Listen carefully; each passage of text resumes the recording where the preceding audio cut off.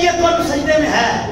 تو امام حسین نے جو کربلا میں سجدہ کیا ہوگا اور اس سجدہ جو امام حسین نے کیا ہے تو اس سجدے کی مثال تو کائنات میں کوئی نہیں ہے. اس کی ہمت پر علی شیر خدا کو ناز ہے, اس نواسے پر محمد مصطفیٰ کو ناز ہے.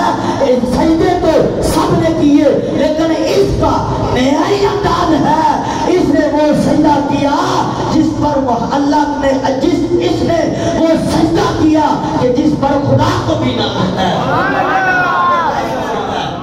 ایسا سجدہ ہے کہ جس پر خدا کو بھی ناز ہے. تیرے اور میرے لیے قرب سجدے میں ہے.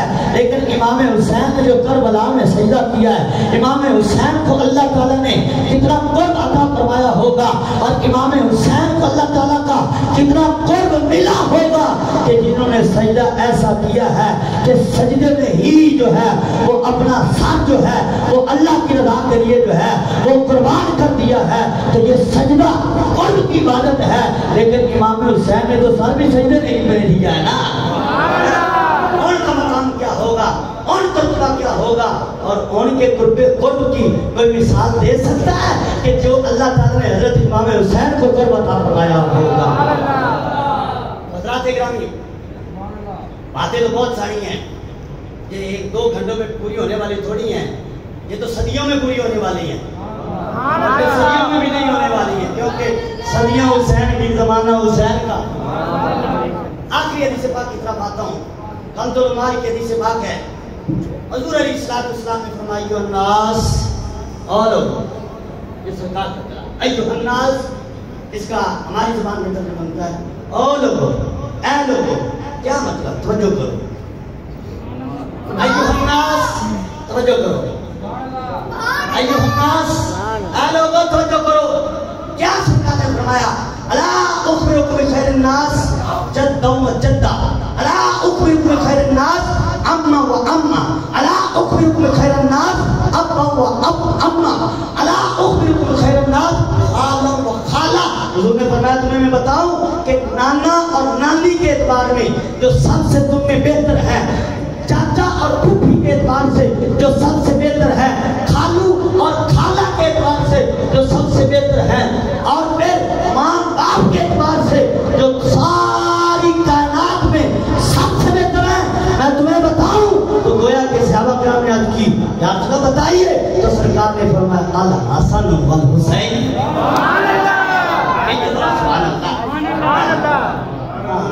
کوئی حدیث ذوق کے لیے بھی سن لیا کرو. کیا فرمایا؟ الحسن والحسین. فرمایا یہ حسن اور حسین ہے. فرمایا جدہما رسول اللہ, ان کا نانا جو وہ اللہ کا رسول ہے. جدہما خدیجہ بنت خویلد, فرمایا ان کی نانی حضرت خدیجہ ہے. اور پھر فرمایا وَأَبَاهُمَا, فرمایا وَأَبُوهُمَا علی بن ابی طالب, فرمایا ان کے باپ حضرت علی ہیں. وَأُمُّهُمَا الفاطمہ بنت رسول اللہ, فرمایا ان کی ماں جو ہے وہ رسول اللہ کی بیٹی ہے. ان کے چچا حضرت جعفر بن طیار, حضرت جعفر طیار ہے. اور فرمایا ان کی پھوپھی حضرت ام ہانی ہے. اور پھر فرمایا ان کے خالو حضرت قاسم ابن رسول ہے. پھر فرمایا ان کی خالائیں جو ہیں وہ رسول اللہ کی بیٹیاں ہیں, حضرت رقیہ, حضرت زینب, حضرت ام کلثوم. اور حدیث کے الفاظ ہیں, حضور نے فرمایا بنات رسول اللہ, یہ تینوں حضور کی بیٹیاں ہیں. یہ تینوں حضور کی. حدیث سے پتا چلا کہ حضور کی ایک بیٹی نہیں, حضور کی 4 بیٹیاں ہیں. حضور کی کتنی بیٹیاں؟ 4. حضور نے فرمایا ان کے نانے جیسا نانا کوئی نہیں, ان کی نانی جیسی نانی کوئی نہیں, ان کے باپ جیسا باپ کوئی نہیں, ان کی ماں جیسی ماں کوئی نہیں, ان کے چچا جیسا چچا کوئی نہیں, ان کی پھوپھی جیسا پھوپھی کوئی نہیں, ان کے خالو جیسا خالو کوئی نہیں, ان کی خالاؤں جیسی خالائیں کسی کو نہیں ملیں گی. اور آگے بھی الفاظ سنیے, اور میں ان کا نانا بھی جلدی, میں اختصار میں جا رہا ہوں, میں عربی والا چھوڑتا ہوں اختصار کے لیے. کیا حضور نے فرمایا ان کا نانا بھی جلدی, ان کی نانی بھی جلدی, ان کی چچی بھی جلدی, ان کی پھوپھی بھی جلدی, اور ان کے چاچا بھی جلدی, اور ان کا باپ بھی جلدی, ان کی ماں بھی جلدی, ان کے خالو بھی جلدی, اور ان کی خالائیں بھی جلدی. یہ دونوں بھی جلدی. ومن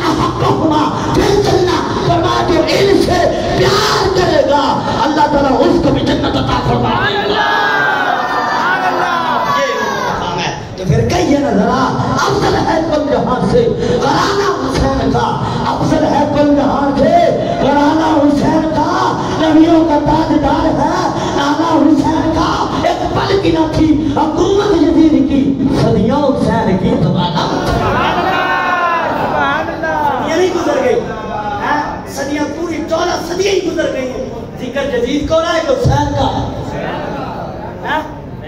حسین کا ہو رہا ہے نا، ہر گھر میں حسین ہے، ہر گھر میں حسین ہے، کہیں حسین علی ہے، کہیں محمد حسین ہے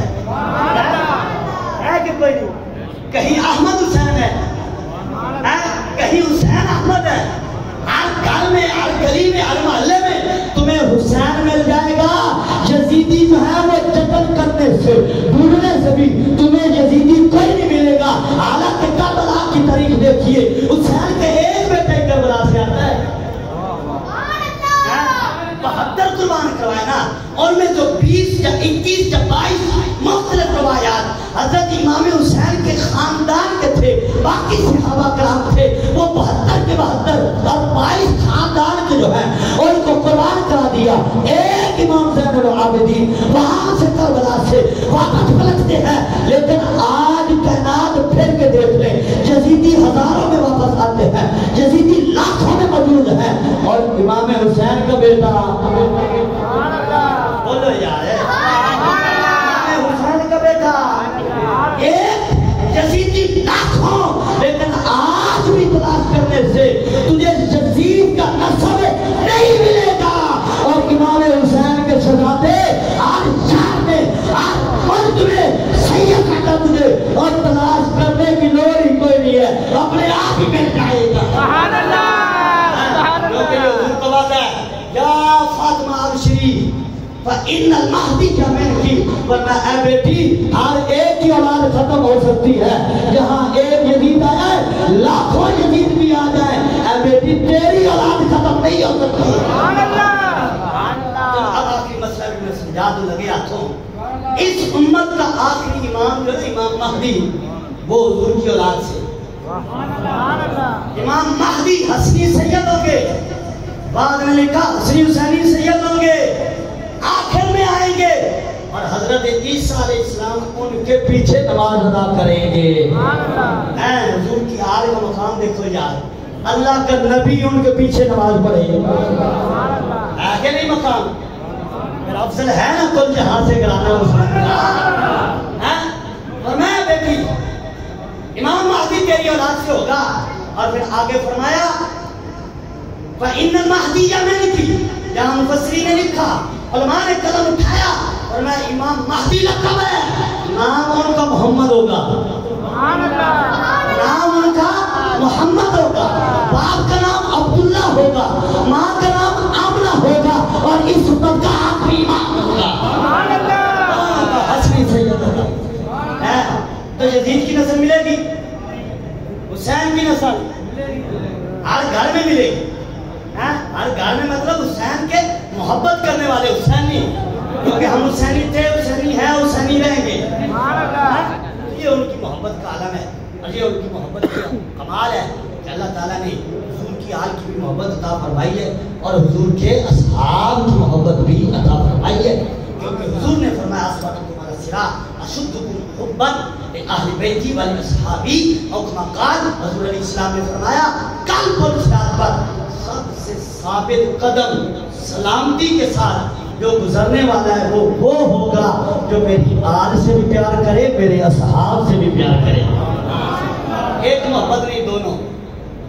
حضور نے ہمیں آل بھی دی ہے، صحابہ بھی دی ہے، جو صرف آل کی بات کرے وہ بھی جھوٹا، جو صرف اصحاب کی بات کرے وہ بھی جھوٹا، سچے وہی ہیں جو حضور کے آل سے بھی پیار کرے، حضور کے اصحاب سے بھی پیار کرے، کیونکہ حضور نے فرمایا یہ ہدایت کے ستارے ہیں، اور آل کو فرمایا یہ کشتی نوح کی طرح ہیں جو اس میں سوار ہو جائے اور ہدایت کے ستاروں سے منظر پوچھے۔ وہ بزرگ مثال دیتے ہیں کہ پہلے جب سفر کرتے تھے تو کشتی میں بیٹھ کر ستاروں کو پوچھا جاتا تھا، ستاروں کو دیکھ کر منزل جو ہے اس کو تلاش کیا جاتا تھا۔ تو یہ جو حضور نے مثال دی ہے اس کا مطلب یہی ہے کہ کشتی میں سوار ہو جاؤ، وہ اہل بیت کی محبت کی کشتی ہے، اور منزل کس سے پوچھنی ہے؟ وہ کسی ایرا گہرا نتھوک وغیرہ سے نہیں پوچھنی، منزل کون بتائے گا؟ حضور کے اصحاب بتائیں گے۔ تو کنارے پر جا کر، دریا کے کنارے پہ، سمندر کے کنارے پہ بیٹھ جائے اور کہ میں تو کشتی میں بیٹھوں گا نہیں، ستاروں کو دیکھوں گا، منزل تک پہنچ جاؤں گا، تو منزل تک ہے۔ اچھا پھر کوئی بندہ کشتی میں سوار ہو جائے اور پھر کیا میں نے میپ کھولنا ہی نہیں، مطلب کیا کہ میں نے صحابہ کرام سے پوچھنا ہی نہیں، میں نے تو ستاروں کو دیکھنا ہی نہیں، تو اس کی کشتی بھی بھنور میں پھنس جائے گی۔ منظر پر وہ لگے گا جو جس کے ایک ہاتھ میں حضور کی آل کا دامن ہو اور دوسرے ہاتھ میں حضور کے اصحاب کا دامن ہو۔ تو ہمیں ہمارے امام نے بڑے سال پہلے سبق دے دیا، اہل سنت کا بیڑا ہے پار، اصحاب حضور نجم ہے اور ناؤ ہے عبرت۔